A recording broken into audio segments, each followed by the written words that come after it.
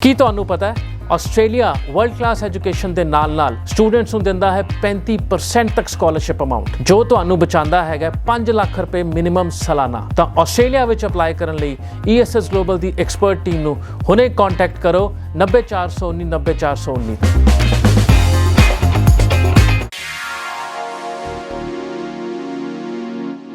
ਜਦੋਂ ਤੋਂ ਆਸਟ੍ਰੇਲੀਆ ਤੋਂ ਸਟੂਡੈਂਟਸ ਲਈ ਸਟ੍ਰਿਕਟ ਹੋਣ ਦੀ ਨਿਊਜ਼ ਨੇ ਜਾਂ ਫਿਰ ਆਸਟ੍ਰੇਲੀਆ ਦੀ ਕੁਝ ਯੂਨੀਵਰਸਿਟੀਜ਼ ਸਾਡੇ ਪੰਜਾਬ ਹਰਿਆਣਾ ਔਰ ਕੁੱਲ ਮਿਲਾ ਕੇ ਕੁਝ 5 ਸਟੇਟਸ ਦੇ ਸਟੂਡੈਂਟਸ ਨੂੰ ਲੈ ਕੇ ਜਿਹੜਾ ਥੋੜਾ ਸਟ੍ਰਿਕਟ ਹੋਣੀਆਂ ਬੈਨ ਕਰਨ ਦੀ ਨਿਊਜ਼ ਹੈ। ਸਟੂਡੈਂਟਸ ਦੇ ਮਨ ਵਿੱਚ ਬਹੁਤ ਸਾਰਾ ਡਰ ਹੈ ਕਿ ਸਟੂਡੈਂਟਸ ਨੂੰ ਡਰਨਾ ਚਾਹੀਦਾ ਹੈ ਜਾਂ ਫਿਰ ਸਮੂਥ ਪ੍ਰੋਸੈਸ ਹੈ, ਕਿਹੜੇ ਸਟੂਡੈਂਟਸ ਨੂੰ ਵਧੀਆ ਮੌਕੇ ਹਲੇ ਵੀ ਆਸਟ੍ਰੇਲੀਆ ਲਈ ਮਿਲ ਸਕਦੇ ਨੇ। ਇਹ तमाम ਜਾਣਕਾਰੀ ਅੱਜ ਦੇ ਸ਼ੋਅ ਜ਼ਰੀਏ ਤੁਹਾਡੇ ਨਾਲ ਸਾਂਝੀ ਕਰਾਂਗੇ। ਬਹੁਤ-ਬਹੁਤ ਸਵਾਗਤ ਹੈ ਜੀ, ਮੈਂ ਹਾਂ ਹਰਜੋਤ ਕੌਰ, ਤੁਸੀਂ ਵੇਖ ਰਹੇ ਹੋ ਤੁਹਾਡਾ ਆਪਣਾ ਮਨਪਸੰਦ ਇਮੀਗ੍ਰੇਸ਼ਨ ਸ਼ੋਅ ਉਡਾਰੀ ਵਿਦੇਸ਼ਾਂ ਨੂੰ। ਤੇ ਆ ਖਾਸ ਅੱਜ ਦੀ ਗੱਲਬਾਤ ਤੇ ਪੂਰੀ ਆਸਟ੍ਰੇਲੀਆ ਨੂੰ ਲੈ ਕੇ ਕਲੈਰਿਟੀ ਤੁਹਾਡੇ ਨਾਲ ਸਾਂਝੀ ਕਰਨਗੇ ESS ਗਲੋਬਲ ਤੋਂ visa expert mister Rohit Sethi ਜੀ ਸਾਡੇ ਨਾਲ ਨੇ। ਬਹੁਤ-ਬਹੁਤ ਸਵਾਗਤ ਹੈ ਸਰ, ਸਤਿ ਸ਼੍ਰੀ ਅਕਾਲ। ਥੈਂਕ ਯੂ ਵੈਰੀ ਮਚ ਜੀ। ਸਾਡੇ ਨਾਲ ਜੁੜੇ ਸਾਰੇ ਦਰਸ਼ਕਾਂ ਨੂੰ ਮੇਰੇ ਵੱਲੋਂ ਤੇ ESS ਦੀ ਪੂਰੀ ਟੀਮ ਵੱਲੋਂ ਪਿਆਰ ਭਰਿਆ ਸਤਿ ਸ਼੍ਰੀ ਅਕਾਲ।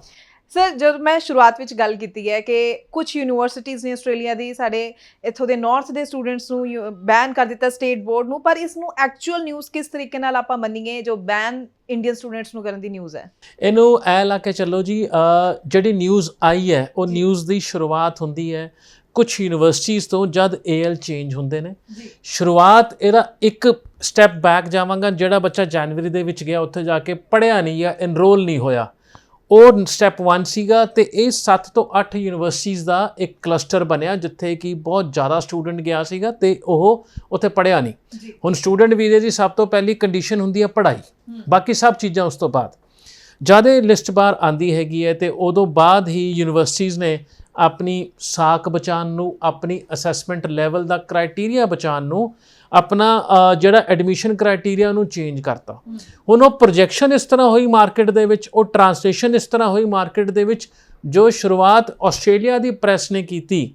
ਸਿਡਨੀ ਹੈਰਲਡ ਦੇ ਵਿੱਚ ਬਹੁਤ ਵੱਡਾ ਆਰਟੀਕਲ ਆਇਆ ਸੀਗਾ that Australia is not accepting Indian students। ਉਹਨਾਂ ਨੇ ਤਾਂ ਪੂਰੇ ਇੰਡੀਆ ਤੇ ਹੀ ਪੂਰਾ ਹੈਡਲਾਈਨ ਬਣਾਤਾ ਸੀਗਾ। ਖੈਰ ਉਹ ਇੰਡੀਆ ਆਂਦੇ ਉਹ ਇੰਡੀਆ ਤੋਂ ਕੁਝ ਸਟੇਟਾਂ ਤੇ ਆ ਗਈ, ਕੁਝ ਸਟੇਟਾਂ ਤੋਂ ਕੁਝ ਸਟੇਟ ਬੋਰਡਸ ਤੇ ਆ ਗਈ, ਨਿਊਜ਼ ਦਾ ਕੁਝ ਹੋਰ ਹੀ ਬਣ ਗਿਆ।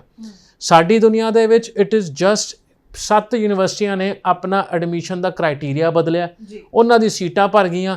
ਉਹਨੂੰ ਛੱਡ ਕੇ ਪੂਰਾ ਆਸਟ੍ਰੇਲੀਆ ਜਿਹੜਾ ਹੈ ਆਊਟ ਆਫ 43 ਯੂਨੀਵਰਸਿਟੀਜ਼ 36 ਯੂਨੀਵਰਸਿਟੀਆਂ ਹਜੇ ਵੀ ਪੰਜਾਬ ਤੋਂ ਆਸਟ੍ਰੇਲੀਆ ਦੇ ਉਹਦੇ ਵਿੱਚ ਚੱਲਦੀਆਂ ਪਈਆਂ ਨੇ।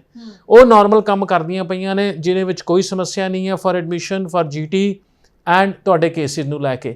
ਹਾਂ, ਉਹ 7 ਯੂਨੀਵਰਸਿਟੀਆਂ ਜਿਹੜੀਆਂ ਸੀ ਉਹ ਯੂਨੀਵਰਸਿਟੀਆਂ ਜਿਹੜੇ ਹਰੇਕ ਏਜੰਟ ਦੇ ਕਾਊਂਟਰ ਤੇ ਮਿਲਦੀਆਂ ਸੀ।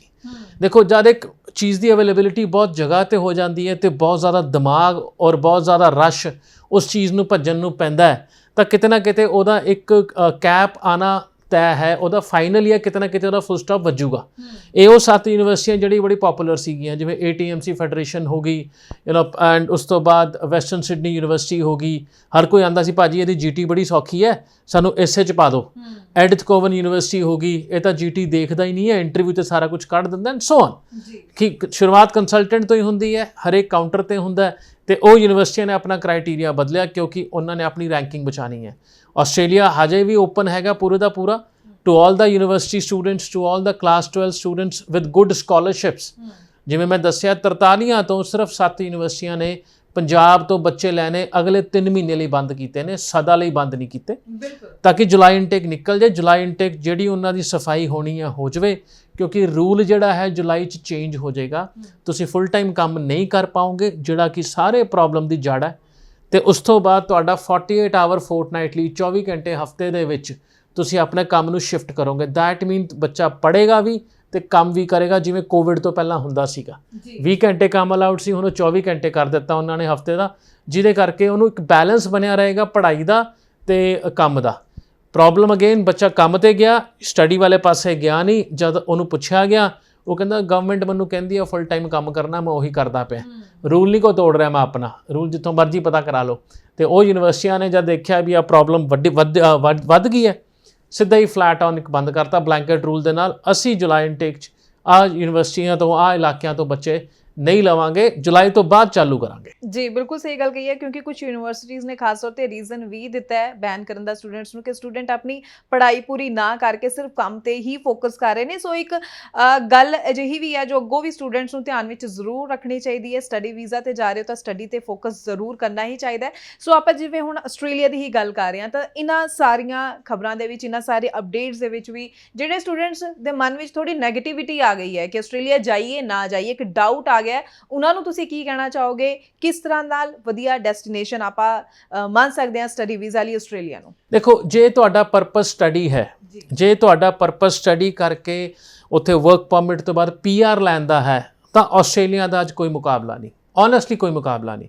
ਕਿਉਂਕਿ ਆਸਟ੍ਰੇਲੀਆ 3 ਸਾਲ ਜਾਂ 2 ਸਾਲ ਦੀ ਪੜ੍ਹਾਈ ਦੇ ਮਗਰੋਂ, ਮੈਂ ਬਹੁਤ ਵਾਰ ਕਿਹਾ, 7 ਸਾਲ ਦਾ ਲੀਗਲ ਵੀਜ਼ਾ ਦਿੰਦਾ ਤੁਹਾਨੂੰ ਉੱਥੇ ਰਹਿ ਕੇ ਕੰਮ ਕਰਨ ਵਾਸਤੇ, ਹੋਰ ਕੋਈ ਕੰਟਰੀ ਨਹੀਂ ਦਿੰਦਾ।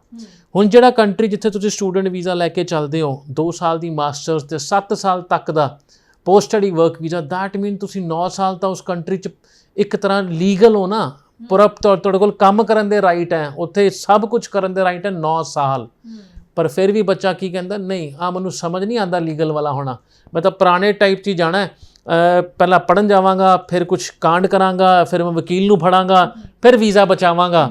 ਵੀ 9 ਸਾਲ ਦਾ ਲੀਗਲ ਵੀਜ਼ਾ ਇੱਕ ਪਾਸੇ ਰੱਖਤਾ ਤੇ 3-4 ਸਾਲ ਤੋਂ ਬਾਅਦ ਜਿਹੜੇ ਗੋਲ ਚੱਕਰ ਹੈਗੇ ਉਹਨੂੰ ਸ਼ੁਰੂ ਕਰਤਾ ਵੀ ਮੇਰੇ ਤਾਂ ਐਂ ਹੀ ਪਤਾ ਹੈ, ਮੈਨੂੰ ਤਾਂ ਇੱਕੋ ਰਾਹ ਆਉਂਦਾ ਪੱਕੇ ਹੋਣ ਦਾ। ਪਹਿਲਾਂ ਵੀਜ਼ਾ ਲਿੱਤਾ, ਉਸ ਤੋਂ ਬਾਅਦ ਉੱਥੇ ਆ ਕੇ ਕਾਲਜ ਚੇਂਜ ਕੀਤਾ, ਸਟਰਗਲ ਕੀਤਾ, ਵਕੀਲਾਂ ਨੂੰ ਪੈਸੇ ਦਿੱਤੇ, ਫਿਰ 7 ਸਾਲ ਤੱਕ ਮੈਨੂੰ ਜੇ ਪੱਕੇ ਹੋਣ ਦਾ ਮਜ਼ਾ ਨਹੀਂ ਆਇਆ, ਸਾਰੇ ਚੱਕਰਾਂ 'ਚੋਂ ਨਿਕਲ ਗਏ, ਤਾਂ ਕਾਹਦੇ ਪੱਕੇ ਹੋਏ? ਇੱਕ ਸੌਖਾ ਰਾਹ ਵੀ ਹੁੰਦਾ, ਉਹ ਕਹਿੰਦੇ ਆ ਸਾਇੰਸ ਦੇ ਵਿੱਚ ਜਾਂ 2 ਡਾਟ ਨੂੰ ਮਿਲਾਉਣ ਦਾ ਸਭ ਤੋਂ ਸਿੱਧਾ ਰਸਤਾ ਹੈ ਸਟ੍ਰੇਟ ਲਾਈਨ, ਉਹ ਵੀ ਅਵੇਲੇਬਲ ਹੈ ਤੁਹਾਡੇ ਕੋਲ। ਉਹ ਬੱਚਾ ਜਿਹੜਾ ਆਸਟ੍ਰੇਲੀਆ ਨੂੰ ਸਟੱਡੀ ਲੈ ਕੇ ਜਾਣਾ ਚਾਹੁੰਦਾ ਹੈ, 100% ਜਾਵੇ, ਵਿਦਆਊਟ ਡਰ ਜਾਵੇ। ਇਹਨਾਂ ਦਾ ਇਮੀਗ੍ਰੇਸ਼ਨ ਪਾਲਿਸੀ ਜਿਹੜਾ ਹੈ ਉਹ ਚੇਂਜ ਹੋਣ ਦੀ ਕਗਾਰ 'ਤੇ ਹੈ, ਜਿਹਦੇ ਵਾਸਤੇ ਅਸੀਂ ਇੱਕ ਸੈਪਰੇਟ ਸ਼ੋਅ ਕੀਤਾ ਪਹਿਲਾਂ, ਉਹ ਤੁਹਾਨੂੰ ਸਾਡੇ ਫੇਸਬੁੱਕ ਪੇਜ 'ਤੇ ਹੀ ਮਿਲ ਜਾਏਗਾ। They are changing there immigration regulation ਤਾਂ ਕਿ ਉਹ ਸਟੂਡੈਂਟ ਦੇ ਹੱਕ ਦੇ ਵਿੱਚ ਜਾਵੇ, ਉਹ ਜਲਦੀ ਆਪਣੀ ਮੰਜ਼ਿਲ 'ਤੇ ਪਹੁੰਚੇ, ਉਹ ਜਲਦੀ ਆਪਣੇ ਮਕਾਮ 'ਤੇ ਪਹੁੰਚੇ ਜਿਹਦੇ ਲਈ ਉਹ ਪੜ੍ਹਨ ਆਇਆ ਹੈਗਾ। ਤਾਂ ਬਹੁਤ ਸਾਰੇ ਰੀਵੈਂਪਿੰਗ, ਬਹੁਤ ਸਾਰੇ ਰੀਸਟਰਕਚਰਿੰਗ, ਬਹੁਤ ਸਾਰੇ ਰੂਲ 'ਚ ਬਦਲਾਵ ਹੋਣ ਜਾ ਰਿਹਾ ਅਗਲੇ 2 ਮਹੀਨਿਆਂ ਦੇ ਵਿੱਚ, ਜਿਹੜਾ ਸਟੂਡੈਂਟ ਦੀ ਫੇਵਰ 'ਚ ਆਏਗਾ। ਉੱਪਰੋਂ ਮੇਰੀ ਟਰਾਂਸਲੇਸ਼ਨ, ਜਿਵੇਂ ਆਪਣੇ ਪ੍ਰਧਾਨ ਮੰਤਰੀ ਸਾਹਿਬ ਹੁਣੀ ਆਸਟ੍ਰੇਲੀਆ ਦੌਰੇ 'ਤੇ ਜਾ ਕੇ ਆਏ ਨੇ, ਜਿਹੜੇ ਨਿਊਜ਼ਪੇਪਰਸ ਦੀਆਂ ਉੱਥੋਂ ਦੀ ਨਿਊਜ਼ ਪੜ੍ਹੀਆਂ ਨੇ ਜਾਂ ਜੋ ਉੱਥੇ ਸੁਣਿਆ ਯੂਨੀਵਰਸਿਟੀਜ਼ ਵਾਲਿਆਂ ਵੱਲੋਂ, ਬਹੁਤ ਵੱਡਾ ਅਤੇ ਸਟਰੋਂਗ ਰਿਲੇਸ਼ਨਸ਼ਿਪ ਸ਼ੁਰੂ ਹੋਏਗਾ ਦੋਨੋਂ ਗਵਰਨਮੈਂਟਸ ਦੇ ਵਿੱਚ, ਜਿਹਦੇ ਵਿੱਚ mobility of skill, that mean permanent residency, work permit ਔਰ ਸਟੂਡੈਂਟ ਵੀਜ਼ਾ, ਤਿੰਨੋਂ ਦਾ ਹੀ ਇੱਕ ਫਾਊਂਡੇਸ਼ਨ ਬਣਾਉਣ ਜਾ ਰਹੇ ਨੇ ਜੋ ਆਪਣੇ ਫੇਵਰ 'ਚ ਕੰਮ ਕਰੇਗਾ। ਐਟਲੀਸਟ ਸਾਡੀ ਇੰਡਸਟਰੀ ਦੇ ਫੇਵਰ ਤਾਂ ਕੰਮ 100% ਕਰੇਗਾ। ਬਟ ਉਹ ਇੰਡੀਵਿਜੂਅਲ ਬੰਦਾ ਕਿੰਨਾ ਕਾਮਯਾਬ ਹੋ ਸਕਦਾ ਹੈ, ਉਹ ਤੁਹਾਡੇ ਆਪ ਦੇ 'ਤੇ ਹੈ, ਕਿਉਂਕਿ ਰੈਗੂਲੇਸ਼ਨ ਨੂੰ ਜਦ ਤੱਕ ਪੜ੍ਹੋਗੇ ਨਹੀਂ, ਪੜ੍ਹ ਕੇ ਅਮਲ ਨਹੀਂ ਕਰੋਗੇ, ਤੁਹਾਡਾ ਰਾਹ ਹਮੇਸ਼ਾ ਤੋਂ ਹੀ, ਉਹ ਕਹਿੰਦਾ ਕਠਿਨ ਸੀਗਾ ਤੇ ਕਠਿਨ ਹੀ ਰਹੇਗਾ, ਔਖਾ ਸੀ ਤੇ ਔਖਾ ਹੀ ਰਹੇਗਾ। ਉਹ ਸੌਖਾ ਤੁਸੀਂ ਆਪ ਕਰ ਸਕਦੇ ਹੋ। ਫॉर ਆਲ ਜੈਨੂਇਨ ਸਟੂਡੈਂਟ ਜਿਹੜਾ ਸਟੱਡੀ ਤੋਂ ਬਾਅਦ ਆਪਣੇ ਰਾਹ ਲੈਣ ਦੇਖਣਾ ਚਾਹੁੰਦੇ ਨੇ ਫॉर PR ਔਰ study visa, Australia is the country. ਜੀ ਬਿਲਕੁਲ। ਸੋ ਵਾਕਈ ਸਟੂਡੈਂਟਸ ਨੂੰ ਇੱਥੇ ਘਬਰਾਉਣ ਦੀ ਜ਼ਰੂਰਤ ਨਹੀਂ ਹੈ। 5-6 ਜਾਂ 7 ਯੂਨੀਵਰਸਿਟੀਜ਼ ਨੇ ਅਗਰ ਬੈਨ ਕੀਤਾ ਹੈ ਤਾਂ 30 ਤੋਂ ਵੱਧ ਯੂਨੀਵਰਸਿਟੀਜ਼ ਹਲੇ ਵੀ ਵੈਲਕਮ ਕਰ ਰਹੀਆਂ ਨੇ ਸਟੂਡੈਂਟਸ ਦਾ। ਤੁਸੀਂ ਜੈਨੂਇਨ ਵੇ ਦੇ ਨਾਲ ਅਪਲਾਈ ਕਰਦੇ ਹੋ, ਚੰਗੀ ਪ੍ਰੋਫਾਈਲ ਹੈ ਤੁਹਾਡੀ, ਤਾਂ ਤੁਹਾਡੇ ਲਈ ਅੱਜ ਵੀ ਆਸਟ੍ਰੇਲੀਆ ਵਿੱਚ ਬਹੁਤ ਖੁੱਲੇ ਰਸਤੇ ਨੇ ਜਿੱਥੇ ਤੁਸੀਂ ਇੱਕ ਚੰਗੇ ਕੰਸਲਟੈਂਟ ਦੀ ਸਲਾਹ ਨਾਲ ਅੱਗੇ ਵਧਦੇ ਹੋਏ ਆਪਣਾ ਸਟੱਡੀ ਵੀਜ਼ਾ ਹਾਸਲ ਕਰ ਸਕਦੇ ਹੋ। ਕੋਈ ਡਾਊਟ ਹੈ ਤੁਹਾਡਾ ਤਾਂ ਲਗਾਤਾਰ ਨੰਬਰ ਵੀ ਡਿਸਪਲੇਜ਼ ਉੱਪਰ ਤੁਸੀਂ ਕਾਲ ਕਰਕੇ ESS ਗਲੋਬਲ ਦੀ ਟੀਮ ਦੇ ਨਾਲ ਟਾਈਮਲੀ ਕੰਟੈਕਟ ਜ਼ਰੂਰ ਕਰੋ। ਇਹਨਾਂ ਚੇਂਜਿਸ ਦੀ ਜਦ ਆਪਾਂ ਗੱਲ ਕਰਦੇ ਹਾਂ ਸਰ, ਇਹਨਾਂ ਚੇਂਜਿਸ ਤੋਂ ਬਾਅਦ ਹੁਣ ਜਿਹੜੇ ਕਮਿੰਗ ਇਨਟੇਕਸ ਨੇ ਉਹਨਾਂ ਨੂੰ ਆਪਾਂ ਕਿਸ ਤਰੀਕੇ ਨਾਲ ਦੇਖ ਸਕਦੇ ਹਾਂ? ਰਿਜ਼ਲਟਸ ਪੁਆਇੰਟ ਆਫ ਵਿਊ ਤੋਂ ਵੀ ਗੱਲ ਕਰੀਏ ਜਾਂ ਸਟੂਡੈਂਟਸ ਦੀ ਫਾਈਲਿੰਗ ਦੀ ਵੀ ਗੱਲ ਕਰੀਏ ਜਾਂ ਆਸਟ੍ਰੇਲੀਆ ਅੰਬੈਸੀ ਵੱਲੋਂ ਸਟੂਡੈਂਟਸ ਦੇ ਨਾਲ ਇੱਕ ਰਿਲੇਸ਼ਨ ਦੀ ਗੱਲ ਕਰੀਏ, ਕਿਸ ਤਰੀਕੇ ਦਾ ਸਭ ਚੀਜ਼ਾਂ ਸ਼ੇਪ ਅਪ ਹੁੰਦੀਆਂ ਨਜ਼ਰ ਆਉਂਦੀਆਂ? ਦੇਖੋ, ਕਹਿੰਦੇ ਨਾ ਹਰੇਕ ਤਬਾਹੀ ਤੋਂ ਬਾਅਦ ਇੱਕ ਵਧੀਆ ਫਿਊਚਰ ਹੁੰਦਾ ਹੈ। Every disruption gets you something very pleasant weeks ahead. ਤਾਂ ਇਹ ਜਿਹੜਾ ਹਾਈ ਕਮਿਸ਼ਨ ਦਾ ਰਿਲੇਸ਼ਨਸ਼ਿਪ ਹੈ ਸਟੂਡੈਂਟਸ ਦੇ ਨਾਲ, ਇੱਥੇ ਮੈਂ ਥੋੜ੍ਹਾ ਜਿਹਾ ਪੁਆਇੰਟ ਐਡ ਕਰਾਂਗਾ। 2012 ਤੋਂ ਬਾਅਦ ਜਦ ਇੱਕ ਬਹੁਤ ਮਾਸ ਰਿਜੈਕਸ਼ਨ ਸ਼ੁਰੂ ਹੋਇਆ ਸੀਗਾ, ਜਦ SVP ਤੋਂ ਪਹਿਲਾਂ ਜਿਹੜਾ ਦੌਰ ਸੀਗਾ ਸਟੂਡੈਂਟ ਵੀਜ਼ਾ ਪ੍ਰੋਸੈਸਿੰਗ ਦਾ ਜਿਹੜਾ ਇੱਕ ਦੌਰ ਹੁੰਦਾ ਸੀਗਾ, ਤੇ ਉਦੋਂ ਬਾਅਦ ਜਦ ਜਿਹੜਾ ਨਵਾਂ ਸਕੀਮ ਆਇਆ SSVF, ਉਸ ਤੋਂ ਪਹਿਲਾਂ ਵਾਲਾ ਜਿਹੜਾ ਪਲਾਨ ਚੱਲਦਾ ਸੀ, ਉਸ ਤੋਂ ਪਹਿਲਾਂ ਦੀ ਗੱਲ ਕਰਦਾ ਪਿਆ ਮੈਂ, ਉਦੋਂ ਹਾਈਐਸਟ ਰਿਜੈਕਸ਼ਨ ਰੇਟ ਸੀਗਾ ਇੰਡੀਅਨ ਸਟੂਡੈਂਟਸ ਦਾ ਫਰਮ ਆਸਟ੍ਰੇਲੀਅਨ ਹਾਈ ਕਮਿਸ਼ਨ 2012 ਤੱਕ। 2012 ਦਾ ਰਿਕਾਰਡ ਟੁੱਟਿਆ 2023 ਦੇ ਵਿੱਚ। ਇਸ ਟਾਈਮ ਉਹਨਾਂ ਦਾ ਰਿਜੈਕਸ਼ਨ ਰੇਟ ਹੈ 24.3%। ਦੈਟ ਮੀਨ ਜੇ 100 ਐਪਲੀਕੇਸ਼ਨ ਅੱਜ ਅੰਬੈਸੀ ਜਾਂਦੀ ਪਈ ਹੈ, ਉਹਦੇ ਵਿੱਚੋਂ 24% ਐਪਲੀਕੇਸ਼ਨਾਂ ਰਿਜੈਕਟ ਹੁੰਦੀਆਂ ਹੀ ਪਈਆਂ ਨੇ ਤੇ ਰਿਕਾਰਡ ਬ੍ਰੇਕਿੰਗ ਹੈ ਆਸਟ੍ਰੇਲੀਅਨ ਹਾਈ ਕਮਿਸ਼ਨ ਵੱਲੋਂ। ਸਭ ਤੋਂ ਵੱਡਾ ਰਿਜੈਕਸ਼ਨ ਰੇਟ ਪਿਛਲੇ 11 ਸਾਲਾਂ ਦੇ ਵਿੱਚ। ਹੁਣ ਇੱਕ ਕੰਟਰੀ ਜਿਹੜਾ ਇਹਨੂੰ ਸਭ ਤੋਂ ਵੱਡਾ ਇੱਕ ਰਿਜੈਕਸ਼ਨ ਰੇਟ ਕਹਿ ਕੇ ਚੱਲਦੀ ਪਈ ਹੈ 24%, ਤੇ ਉੱਥੇ ਉਹਨਾਂ ਵਾਸਤੇ ਕਿੰਨਾ ਕੁ ਧੱਕਾ ਹੋਣਾ ਹੈ ਜਦ ਉਹਨਾਂ ਨੂੰ ਇਸ ਮੋੜ ਦੇ ਉੱਤੇ ਰਿਜੈਕਸ਼ਨ ਦੇਣੇ ਪਏ। ਨੰਬਰ 1। ਨੰਬਰ 2, ਜੇ ਅੱਜ ਅਸੀਂ ਜੁਲਾਈ ਤੋਂ ਬਾਅਦ ਇਸ ਸਿਸਟਮ ਨੂੰ ਆਪਣੇ ਫਾਇਦੇ ਵਾਸਤੇ ਲੈ ਕੇ ਆਉਣਾ ਹੈ ਤਾਂ ਆਪਣੇ ਆਪ ਨੂੰ ਆਈ ਥਿੰਕ ਨਵੀਂ ਦੁਨੀਆ ਵਾਸਤੇ ਤਿਆਰ ਕਰਨਾ ਪਏਗਾ। ਕੋਵਿਡ ਤੋਂ ਪਹਿਲਾਂ ਇੱਕ ਆਸਟ੍ਰੇਲੀਆ ਦਾ ਇੱਕ ਫੇਜ਼ ਸੀਗਾ, ਐਵਰੀ ਇਨਟੇਕ ਤੁਹਾਨੂੰ ਤਕਰੀਬਨ 90% ਸਕਸੈਸ ਲੈ ਕੇ ਚੱਲਦਾ ਸੀਗਾ ਐਵਰੀ ਇਨਟੇਕ। ਕੋਵਿਡ ਦੇ ਵਿੱਚ ਖੈਰ ਬੰਦ ਹੋਇਆ 2 ਸਾਲ ਤੋਂ ਬਾਅਦ ਜਦ ਖੁੱਲਿਆ, ਉਸ ਤੋਂ ਬਾਅਦ 90% ਨਹੀਂ ਟੱਚ ਹੋਇਆ, ਕਦੇ 80 ਤੇ ਰਿਹਾ, ਕਦੇ 83 ਤੇ ਰਿਹਾ, ਕਦੇ 75 76 ਆਇਆ। ਹੁਣ ਇਸ ਟਾਈਮ 76% ਦੇ ਕਰੀਬ ਚੱਲਦਾ ਪਿਆ ਸਕਸੈਸ ਰੇਟ, ਜੋ ਆਸਟ੍ਰੇਲੀਅਨ ਹਾਈ ਕਮਿਸ਼ਨ ਦੀ ਦੁਨੀਆ ਸਭ ਤੋਂ ਮਾੜਾ ਹੈ। ਜਿਵੇਂ ਦੱਸਿਆ ਮੈਂ, ਜੁਲਾਈ ਤੋਂ ਬਾਅਦ ਇਹ ਉੱਪਰ ਜਾਏਗਾ ਹੀ ਜਾਏਗਾ। ਦੈਟ ਮੀਨ ਮੇਰੀ ਟ੍ਰਾਂਸਲੇਸ਼ਨ, ਮੇਰਾ ਅਜ਼ੰਪਸ਼ਨ, ਵੀਜ਼ਾਸ ਹਰ ਉਸ ਸਟੂਡੈਂਟ ਦੇ ਆਣਗੇ ਜਿਹੜੇ ਜੈਨੂਇਨ ਤਰੀਕੇ ਨਾਲ ਆਪਣੀ ਫਾਈਲ ਦੀ ਪ੍ਰੈਜੈਂਟੇਸ਼ਨ ਕਰਨਗੇ, ਜਿਹੜੇ ਜੈਨੂਇਨ ਤਰੀਕੇ ਨਾਲ ਉੱਥੇ ਪੜ੍ਹਨ ਜਾਣਾ ਚਾਹਣਗੇ। ਕਿਉਂਕਿ ਜੇ ਅੱਜ ਤੁਸੀਂ ਆਸਟ੍ਰੇਲੀਆ ਦਾ ਰਿਫਿਊਜ਼ਲ ਚੱਕ ਕੇ ਦੇਖਦੇ ਹੋ, ਉਸ 'ਚ ਬੜਾ ਕਲੀਅਰਲੀ ਮੈਂਸ਼ਨ ਹੈ ਜਿਹੜਾ ਤੁਹਾਡਾ ਅਰਨਿੰਗ ਪੋਟੈਂਸ਼ੀਅਲ ਇੰਡੀਆ ਦੇ ਵਿੱਚ ਹੈ ਨਾ, ਇਹ ਆਸਟ੍ਰੇਲੀਆ ਜਾ ਕੇ 100 ਟਾਈਮ ਜ਼ਿਆਦਾ ਸੁਧਰ ਜਾਏਗਾ। ਤਾਂ ਸਾਨੂੰ ਲੱਗਦਾ ਹੈ ਐਜ਼ ਅ ਹਾਈ ਕਮਿਸ਼ਨ ਤੁਸੀਂ ਆਸਟ੍ਰੇਲੀਆ ਨੂੰ ਛੱਡ ਕੇ ਵਾਪਸ ਨਹੀਂ ਆਓਗੇ। ਹੁਣ ਜੇ ਇੱਥੇ ਮੇਰੀ ਆਮਦਨ 10,000 ਰੁਪਏ ਹੈ, ਆਸਟ੍ਰੇਲੀਆ ਜਾ ਕੇ ਉਹ ਲੱਖ ਰੁਪਏ ਹੋ ਜਾਂਦੀ ਹੈ ਜਾਂ 50 ਰੁਪਏ ਹੋ ਜਾਂਦੀ ਹੈ, ਮੈਂ ਕੰਟਰੀ ਕਿਉਂ ਛੱਡਾਂਗਾ? ਤੇ ਇਹ ਸਾਰੀਆਂ ਚੀਜ਼ਾਂ ਉਹਨਾਂ ਨੂੰ ਤੁਹਾਡੇ SOP ਤੋਂ, ਤੁਹਾਡੇ ਡਾਕੂਮੈਂਟੇਸ਼ਨ ਪ੍ਰੋਡਿਊਸ ਕਿਵੇਂ ਕੀਤੇ ਪਏ ਆ, ਸਾਰੀ ਚੀਜ਼ਾਂ ਤੋਂ ਪਤਾ ਲੱਗਦਾ। ਹੁਣ ਉਹਦੇ ਵਿੱਚ ਨਾ ਡਾਕੂਮੈਂਟੇਸ਼ਨ ਦਾ ਇੱਕ ਬਹੁਤ ਵੱਡਾ ਇੰਪੋਰਟੈਂਟ ਰੋਲ ਪਲੇ ਕਰਦਾ, ਜਿਹਨੂੰ ਆਪਾਂ GT ਦੇ ਨਾਲ ਵੀ ਜੋੜ ਸਕਦੇ ਹਾਂ। ਆਪਾਂ ਕਹਿੰਦੇ ਹਾਂ GT ਔਖੀ ਹੋ ਗਈ, GT ਸੌਖੀ ਹੋ ਗਈ। GT ਕਦੇ ਔਖੀ ਸੌਖੀ ਨਹੀਂ ਹੁੰਦੀ, GT ਡਿਪੈਂਡ ਕਰਦਾ ਤੁਹਾਡੇ ਕਾਗਜ਼ਾਂ ਦੇ ਉੱਤੇ। ਹੁਣ ਜੇ ਮੈਂ ਐਜ਼ ਐਨ ਐਪਲੀਕੈਂਟ ਔਰ ਅ ਪੇਰੈਂਟ ਅੱਜ ਤੱਕ ਰਿਟਰਨ ਨਹੀਂ ਫਾਈਲ ਕੀਤੀ, ਜੋ ਵੀ ਲਿਮਿਟਿਡ ਨੌਲੇਜ ਲਾ ਲਓ ਜਾਂ ਮੈਨੂੰ ਰਿਟਰਨ ਦੀ ਵੈਲਿਊ ਨਹੀਂ ਪਤਾ ਇਨਕਮ ਟੈਕਸ ਰਿਟਰਨ ਦੀ, ਤੇ ਸਡਨਲੀ ਅੰਬੈਸੀ ਦੇ ਕਹਿਣ 'ਤੇ ਜਾਂ ਅੰਬੈਸੀ 'ਚ ਜਾਣ ਵਾਸਤੇ ਮੈਂ 1 ਸਾਲ ਦੇ ਵਿੱਚ ਹੀ 2 ਰਿਟਰਨਾਂ ਭਰਤੀਆਂ, ਉਹ ਡੇਟ ਆ ਜਾਂਦੀ ਹੈ ਡੇਟ ਆਫ ਫਾਈਲਿੰਗ ਦੀ, ਤੇ ਉਹ ਸਟੇਟਮੈਂਟ ਇੰਡੀਕੇਸ਼ਨ ਅੰਬੈਸੀ ਨੂੰ ਭਾਜੀ ਇਹ ਤਾਂ ਸਪੈਸ਼ਲੀ ਭਰਵਾਈ ਗਈ ਹੈ, ਇਹਦੀ ਇਨਕਮ ਦੀ ਸਟੇਬਿਲਿਟੀ ਨਹੀਂ ਹੈਗੀ, ਇਹ ਸਾਨੂੰ ਦਿਖਾਉਣ ਵਾਸਤੇ ਭਰਵਾਈ ਗਈ ਹੈ। ਉਹਨਾਂ ਦਾ ਇੱਕ ਪੁਆਇੰਟ ਆ ਜਾਂਦਾ ਤੁਹਾਨੂੰ ਰਿਜੈਕਟ ਕਰਨ ਦਾ ਜਾਂ ਐਟਲੀਸਟ ਕੁਐਸਚਨ ਮਾਰਕ ਪਾਉਣ ਦਾ। ਫਿਰ ਉਹ ਸੈਕੰਡ ਫੇਜ਼ ਦੇਖਦੇ ਅੱਛਾ ਜੀ ਕਾਰੋਬਾਰ ਕੀ ਹੈ। ਸਾਡੇ ਆਮ ਤੌਰ ਤੇ ਕੀ ਕਿਹਾ ਜਾਂਦਾ ਹੈ ਜਨਰਲ ਪਬਲਿਕ, ਮੇਰੀ ਤਾਂ ਰਿਟਰਨ ਇਨਕਮ ਦੀ ਟੈਕਸ ਦੀ ਰਿਟਰਨ ਬਣਦੀ ਨਹੀਂ ਹੈਗੀ, ਮੈਂ ਤਾਂ ਨਹੀਂ ਭਰੀ। ਵੈਲ ਇੱਕ ਬੜਾ ਸਪਸ਼ਟ ਔਰ ਆਨਸਰ ਹੈ, ਇਨਕਮ ਟੈਕਸ ਰਿਟਰਨ ਭਰੀ ਜਾਂਦੀ ਹੈ ਨਹੀਂ ਭਰੀ ਜਾਂਦੀ, ਇਹਦਾ ਤੁਹਾਡੇ ਟੈਕਸ ਨਾਲ ਕੋਈ ਲੈਣਾ ਦੇਣਾ ਨਹੀਂ ਹੁੰਦਾ। ਤੁਹਾਡੀ ਚਾਹੇ ਆਮਦਨ 3 ਲੱਖ ਰੁਪਏ ਹੈ ਚਾਹੇ 2 ਲੱਖ ਰੁਪਏ ਹੈ, ਇੰਡੀਅਨ ਟੈਕਸੇਸ਼ਨ ਸਿਸਟਮ ਤੁਹਾਨੂੰ ਰਿਟਰਨ ਭਰਨ ਦੀ ਪਰਮਿਸ਼ਨ ਤੇ ਉਹ ਲਿਬਰਟੀ ਦਿੰਦਾ ਹੀ ਦਿੰਦਾ ਹੈ। ਅੰਬੈਸੀ ਨੂੰ ਪ੍ਰੋਬਲਮ ਤੁਹਾਡੀ ਇਹ ਨਹੀਂ ਤੁਹਾਡੀ ਆਮਦਨ 15 ਲੱਖ ਰੁਪਏ ਹੈ, ਬਿਲਕੁਲ ਵੀ ਇਸ 'ਚ ਕੋਈ ਇੰਟਰਸਟ ਨਹੀਂ ਹੈਗਾ। ਤੁਹਾਡੀ 15 ਲੱਖ ਰੁਪਏ ਆਮਦਨ ਕਿੰਨੀ ਕੁ ਸਟੇਬਲ ਹੈਗੀ ਹੈ, ਕਿ ਉਹ ਸਾਲ ਬਰ ਸਾਲ ਵੱਧਦੀ ਪਈ ਹੈ ਜਾਂ ਉੱਥੇ ਹੀ ਖੜੀ ਹੈ ਜਾਂ ਘਟਦੀ ਪਈ ਹੈ, ਉਹਨੂੰ ਇਹ ਦੇਖਣ 'ਚ ਇੰਟਰਸਟ ਹੈ। ਤਾਂ ਹੀ ਤੁਹਾਡੇ ਤੋਂ 2 ਜਾਂ 3 ਸਾਲ ਦੀ ਇਨਕਮ ਟੈਕਸ ਦੀ ਰਿਟਰਨ ਮੰਗੀ ਜਾਂਦੀ ਹੈ GT ਟਾਈਮ ਦੇ ਉੱਤੇ, ਕਿਉਂਕਿ ਸਟੇਬਿਲਿਟੀ ਆਫ ਇਨਕਮ ਦੇਖਣਾ ਚਾਹੁੰਦੇ ਨੇ। ਉਹ ਕਦੇ ਨਹੀਂ ਦੇਖਦੇ ਤੁਹਾਡੇ ਕੋਲ ਪੈਸਾ। ਆਪਾਂ ਫੰਡਿੰਗ ਦੀ ਗੱਲ ਕਰਦੇ ਹਾਂ ਇੱਥੇ GT ਜਾਂ ਡਾਕੂਮੈਂਟੇਸ਼ਨ ਦੇ ਵਿੱਚ। AL1 ਯੂਨੀਵਰਸਿਟੀ ਦੇ ਵਿੱਚ ਫੰਡਾਂ ਨੂੰ ਕਿਉਂ ਉਹਨਾਂ ਨੇ ਰਿਲੈਕਸੇਸ਼ਨ ਦਿੱਤੀ ਹੋਈ ਹੈ, ਕਿਉਂਕਿ ਉਹਨਾਂ ਨੂੰ ਪਤਾ ਹੈ ਫੰਡ ਇੰਡੀਆ ਦੇ ਵਿੱਚ ਕੋਈ ਪੈਸਾ ਬੈਂਕਾਂ 'ਚ ਨਹੀਂ ਰੱਖਦਾ, ਸਭ ਪੈਸਾ ਆਪਣਾ ਇਨਵੈਸਟ ਕਰਦੇ ਆ ਜਾਂ ਕਿਸੇ ਕੋਲ ਪਿਆ ਹੁੰਦਾ ਹੈ। ਇੱਥੇ ਦਸਤੀ ਵਿਆਜ ਵੀ ਚੱਲਦਾ ਹੈ, ਇੱਥੇ ਸਿਸਟਮ ਨਾਲ ਇੰਟਰਸਟ ਵੀ ਲੈਂਦੇ ਆ ਲੋਕਾਂ ਤੋਂ, ਬੈਂਕ ਟੂ ਬੈਂਕ ਜਾਂ ਕੈਸ਼ ਟੂ ਕੈਸ਼, ਜਿਸ ਹਿਸਾਬ ਨਾਲ ਘਰ ਪਰਿਵਾਰ ਦਾ ਜਾਂ ਇੱਕ ਜੋਗ੍ਰਾਫਿਕਲ ਲੋਕੇਸ਼ਨ ਦਾ ਤਰੀਕਾ ਬਣਿਆ ਹੋਇਆ ਹੈਗਾ। ਉਹਨਾਂ ਨੂੰ ਇਹ ਸਮਝ ਆਉਂਦੀ ਹੈ, ਤਾਂ ਹੀ ਉਹਨਾਂ ਨੇ ਫੰਡ ਨੂੰ ਇੱਕ ਕ੍ਰਾਈਟੀਰੀਆ ਨਹੀਂ ਰੱਖਿਆ, ਪਰ ਇਨਕਮ ਨੂੰ ਕ੍ਰਾਈਟੀਰੀਆ ਜ਼ਰੂਰ ਰੱਖਿਆ, ਕਿਉਂਕਿ ਆਮਦਨ ਤੁਹਾਡੇ ਪਰਿਵਾਰ ਦੀ ਸਟੇਬਿਲਿਟੀ ਐਂਡ ਤੁਹਾਡੇ ਪੈਸਿਆਂ ਦਾ ਆਉਣ ਦੀ ਸਪੀਡ ਇੱਥੋਂ ਦਿਖਦੀ ਹੈ। ਉਹਨੂੰ ਇੱਥੇ ਮਿਸਕੈਲਕੂਲੇਟ ਕੀਤਾ ਜਾਂਦਾ ਹੈ, ਅੱਛਾ ਇੱਕੋ ਸਾਲ 2 ਰਿਟਰਨਾਂ ਭਰਵਾ ਦਿੰਦੇ ਆ ਤੇ ਫਿਰ ਦੇਖ ਲਾਂਗੇ ਅੰਬੈਸੀ ਦਾ ਕ੍ਰਾਈਟੀਰੀਆ ਪੂਰਾ ਹੋ ਜਾਊਗਾ, ਬਾਕੀ ਮੇਰੀ ਪ੍ਰੋਫਾਈਲ ਵਧੀਆ 90% ਨੰਬਰ ਹੈ, 7 ਬੈਂਡ ਹੈ, ਨਿਕਲ ਹੀ ਜਾਊਗਾ। ਹਾਈ ਕਮਿਸ਼ਨ ਨੂੰ ਕੋਈ ਲੈਣਾ ਦੇਣਾ ਨਹੀਂ ਹੈ। ਉਹਨਾਂ ਲਈ ਤੁਸੀਂ ਇੱਕ ਪਾਪੂਲੇਸ਼ਨ ਹੋ, ਆਬਾਦੀ ਹੋ, ਉਹਨਾਂ ਨੂੰ ਅੰਦਰੋਂ ਤੱਕ ਪਤਾ ਹੈ ਤੁਸੀਂ ਅੱਜ ਜੋ ਪ੍ਰੋਮਿਸ ਕਰਕੇ ਜਾਣੇ ਪਏ ਹੋ, ਉੱਥੇ ਜਾ ਕੇ ਅੱਧੇ ਪ੍ਰੋਮਿਸ ਟੁੱਟਣੇ ਆ। ਪੜ੍ਹਾਈ ਪਤਾ ਨਹੀਂ ਤੁਸੀਂ ਕਰਨੀ ਹੈ ਕਿ ਨਹੀਂ ਕਰਨੀ ਹੈ, ਬਟ ਦੂਜਾ ਕ੍ਰਾਈਟੀਰੀਆ ਜਿਹੜਾ ਉਹਨਾਂ ਦਾ ਹੈਗਾ ਵੀਜ਼ਾ ਦੇਣ ਦਾ, ਉਹ ਉਹਨਾਂ ਨੇ ਬੜਾ ਸਟ੍ਰਿਕਟਲੀ ਫੋਲੋ ਕਰਨਾ। ਪੜ੍ਹਾਈ ਨਹੀਂ ਕਰੋਗੇ ਉਹ ਤੁਹਾਨੂੰ ਫੜ ਕੇ ਵਾਪਸ ਭੇਜ ਦੇਣਗੇ, ਜਾਂ ਇਲੀਗਲ ਹੋਵੋਗੇ ਤੁਹਾਡੀ ਆਪ ਦੀ ਜ਼ਿੰਮੇਵਾਰੀ ਹੈ। ਕਿਉਂਕਿ ਜਦ ਵੀ ਕੈਲਕੂਲੇਸ਼ਨ, ਜਿੰਨਾ ਮੇਰਾ ਟ੍ਰੇਨਿੰਗ ਹੈ ਹਾਈ ਕਮਿਸ਼ਨਸ ਵੱਲੋਂ ਜਾਂ ਯੂਨੀਵਰਸਿਟੀਜ਼ ਵਾਲਿਆਂ ਵੱਲੋਂ, ਬੜਾ ਕਲੀਅਰਲੀ ਮੈਂਸ਼ਨ ਹੈ, ਹਰੇਕ ਨੇ ਆਪਣਾ ਕੋਟਾ ਬਣਾਇਆ ਹੋਇਆ। ਜੇ 100 ਬੱਚਾ ਆਉਂਦਾ, 100 ਚੋਂ ਮੰਨ ਲਓ 10% ਤਾਂ ਪਤਾ ਰਿਜੈਕਟ ਹੋਣਾ, ਉਹਦੇ 90 ਵਾਲਿਆਂ 'ਚੋਂ ਹੋਰ 50% ਪੜ੍ਹਾਈ ਛੱਡੂਗਾ ਵਿਚਕਾਰ, ਜਿਹੜੇ 50% ਬਚ ਗਏ ਉਹ 90% ਉੱਥੇ ਜੌਬ ਲੈਣ ਦੇ ਕਾਬਲ ਬਣ ਜਾਣਗੇ। ਤਾਂ ਇਹ ਇੱਕ ਰੇਸ਼ੋ ਤੁਹਾਡੇ ਦਿਮਾਗ ਦੇ ਵਿੱਚ ਹੀ ਬਣਿਆ, ਮੈਂ ਪੜ੍ਹਨਾ ਕਿ ਨਹੀਂ ਪੜ੍ਹਨਾ, ਯੂਨੀਵਰਸਿਟੀ ਦੇ ਹੀ ਬਣਿਆ ਤੇ ਐਮਬੈਸੀ ਦੇ ਹੀ ਬਣਿਆ। ਉਸ ਹਿਸਾਬ ਨਾਲ ਉਹ ਆਪਣੀ ਟੈਂਪਰੇਰੀ ਪਾਪੂਲੇਸ਼ਨ ਦੀ ਕਾਊਂਟ ਕਰਕੇ ਚੱਲਦੇ ਨੇ ਵੀ ਕਿਵੇਂ ਚੱਲਣਾ ਹੈਗਾ। ਬਟ ਡਾਕੂਮੈਂਟੇਸ਼ਨ ਇੱਕ ਇਹੋ ਜਿਹੀ ਚੀਜ਼ ਹੈ ਜਿਹਨੂੰ ਆਸਟ੍ਰੇਲੀਆ ਕਦੇ ਕੰਪਰੋਮਾਈਜ਼ ਨਹੀਂ ਕਰੇਗਾ, ਇਹ ਪੱਕਾ ਹੈ। ਬਿਲਕੁਲ, ਕਿਉਂਕਿ ਉਹ ਤੁਹਾਡਾ ਇੱਕ ਬੇਸ ਫਾਊਂਡੇਸ਼ਨ ਹੈ।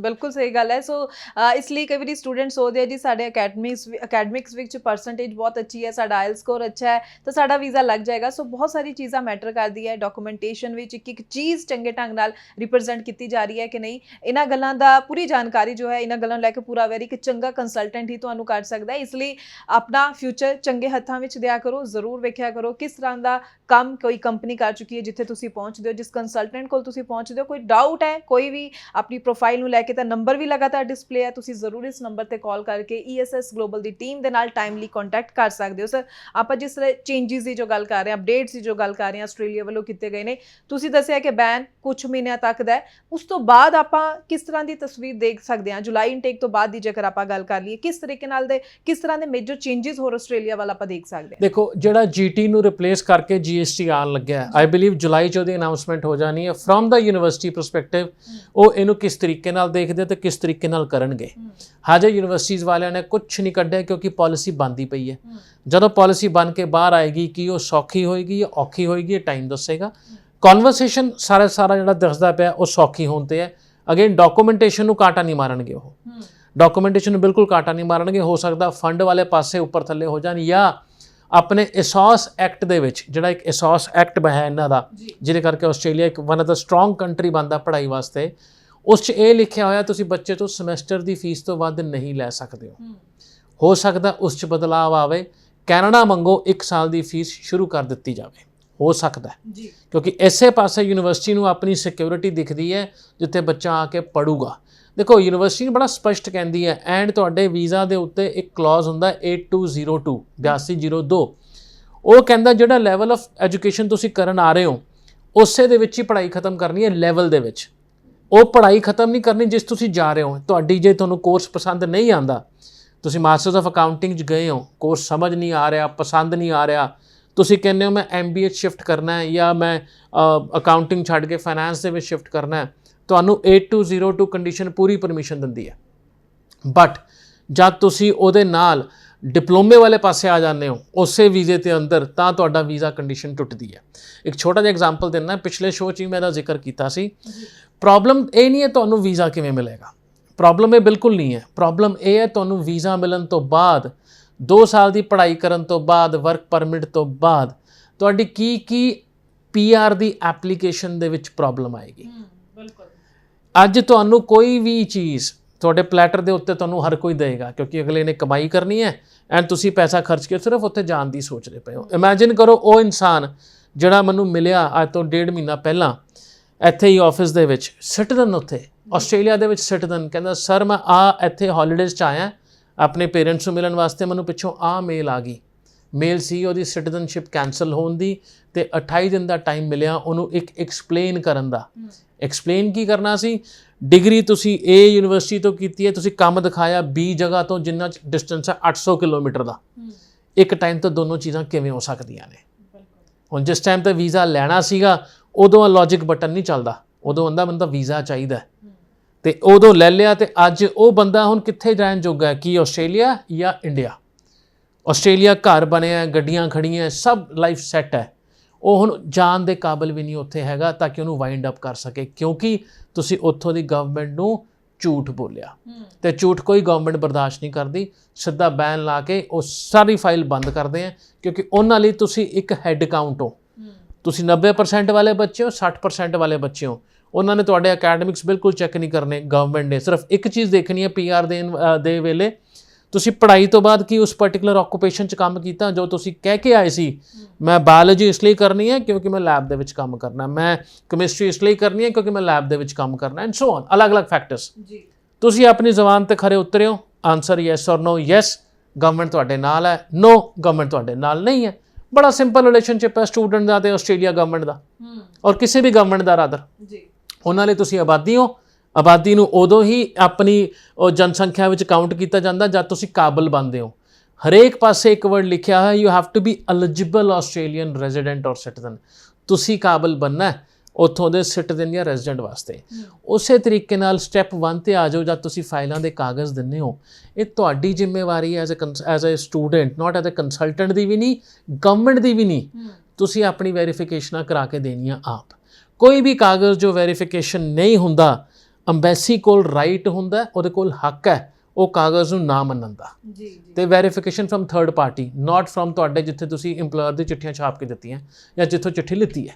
ਬੜਾ ਕਲੀਅਰ ਹੈ ਅੱਜ ਦੀ ਡੇਟ ਦੇ ਵਿੱਚ ਆਸਟ੍ਰੇਲੀਆ ਉਹੀ ਬੱਚਾ ਅਪਲਾਈ ਕਰੇ ਜਿਹਨੇ ਐਕਚੁਅਲ ਦੇ ਵਿੱਚ ਜਾ ਕੇ ਉੱਥੇ ਪੜ੍ਹ ਕੇ ਆਪਣਾ ਸੁਪਨਾ ਪੂਰਾ ਕਰਨਾ ਤੇ ਆਉਣ ਵਾਲੀ ਪੁਸ਼ਤਾਂ ਸੈੱਟ ਕਰਨੀਆਂ ਨੇ। ਜੀ ਬਿਲਕੁਲ ਸਰ, ਤੁਸੀਂ ਜ਼ਰੂਰ ਇਹਨਾਂ ਸਾਰੀਆਂ ਗੱਲਾਂ ਤੇ ਗੌਰ ਕਰਿਆ ਕਰੋ। ਜਿਹੜੇ ਸਟੂਡੈਂਟਸ ਵਾਕਈ ਆਪਣਾ ਜੋ ਦੇਖਦੇ ਆ ਫਿਊਚਰ ਬ੍ਰਾਈਟ ਕਰਨਾ ਚਾਹੁੰਦੇ ਨੇ ਆਸਟ੍ਰੇਲੀਆ ਜਾਂ ਕਿਸੇ ਵੀ ਕੰਟਰੀ ਦੇ ਵਿੱਚ, ਜੈਨੂਅਨ ਹੋਣਾ, ਤੁਹਾਡਾ ਜੈਨੂਅਨ ਡਾਕੂਮੈਂਟਸ ਦਾ ਲੱਗਣਾ ਬਹੁਤ ਹੀ ਜ਼ਿਆਦਾ ਜ਼ਰੂਰੀ ਹੈ।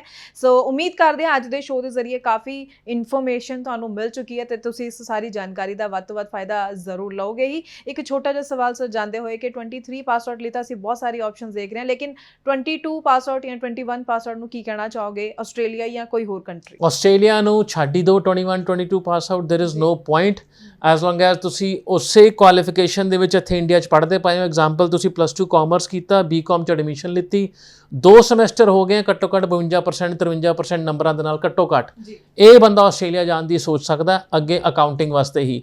ਬਟ ਜੇ 2022 ਤੋਂ ਬਾਅਦ ਆਇਲਸ ਹੀ ਕਰਦੇ ਪਏ ਹੋ, ਉਹਦਾ ਕੋਈ ਫਿਊਚਰ ਨਹੀਂ। ਆਸਟ੍ਰੇਲੀਆ ਟਾਈਮ ਤੇ ਪੈਸਾ ਦੋਨੋਂ ਖਰਾਬ ਹੋਊਗਾ। ਸਵਿਚ ਟੂ ਅਦਰ ਕੰਟਰੀ ਜਿੱਥੇ ਤੁਹਾਡੀ ਐਲੀਜੀਬਿਲਿਟੀ ਬਣਦੀ ਹੈ। ਜੀ ਠੀਕ ਹੈ, ਬਹੁਤ ਬਹੁਤ ਥੈਂਕਸ ਸਰ ਕਿ ਆਸਟ੍ਰੇਲੀਆ ਨੂੰ ਲੈ ਕੇ ਕਾਫੀ ਡਾਊਟਸ ਤੁਸੀਂ ਸਟੂਡੈਂਟਸ ਦੇ ਕਲੀਅਰ ਕੀਤੇ ਨੇ ਤੇ ਅੱਗੋਂ ਵੀ ਅਸੀਂ ਤੁਹਾਡੇ ਲਈ ਇਸੇ ਤਰ੍ਹਾਂ ਹੋਰ ਇਨਫੋਰਮੇਟਿਵ ਸ਼ੋਜ਼ ਲੈ ਕੇ ਆਉਂਦੇ ਰਵਾਂਗੇ। ਫਿਲਹਾਲ ਲਈ ਸਾਨੂੰ ਦਿਓ ਜੀ ਇਜਾਜ਼ਤ, ਧੰਨਵਾਦ। ਕੀ ਤੁਹਾਨੂੰ ਪਤਾ ਹੈ ਆਸਟ੍ਰੇਲੀਆ ਵਰਲਡ ਕਲਾਸ ਐਜੂਕੇਸ਼ਨ ਦੇ ਨਾਲ ਸਟੂਡੈਂਟਸ ਨੂੰ ਦਿੰਦਾ ਹੈ 35% ਤੱਕ ਸਕਾਲਰਸ਼ਿਪ ਅਮਾਉਂਟ, ਜੋ ਤੁਹਾਨੂੰ ਬਚਾਉਂਦਾ ਹੈਗਾ 5 ਲੱਖ ਰੁਪਏ ਮਿਨੀਮਮ ਸਾਲਾਨਾ। ਤਾਂ ਆਸਟ੍ਰੇਲੀਆ ਵਿੱਚ ਅਪਲਾਈ ਕਰਨ ਲਈ ESS ਗਲੋਬਲ ਦੀ ਐਕਸਪਰਟ ਟੀਮ ਨੂੰ ਹੁਣੇ ਕੰਟੈਕਟ ਕਰੋ 90419 90419।